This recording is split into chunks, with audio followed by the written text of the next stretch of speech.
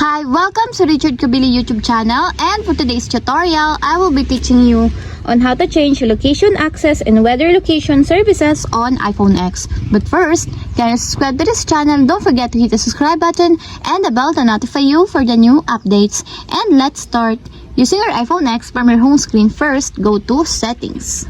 Then in the settings, scroll down and click the Screen Time. Then in the screen time, scroll down again and click the content and privacy restrictions.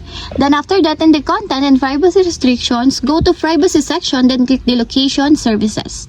Then in the location services, scroll down and click the weather.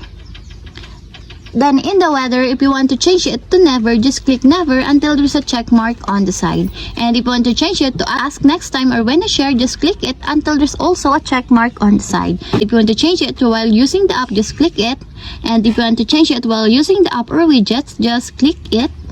And if you want to change it to always, just click always until there's also a check mark on the side. App explanation: your location is used to show local weather and send notifications about weather near you. And that's it. We have successfully changed location access and weather location services on iPhone X. If you have a question, can you comment down below, and don't forget to hit the subscribe button and the bell to notify you for the new updates. And thank you for watching.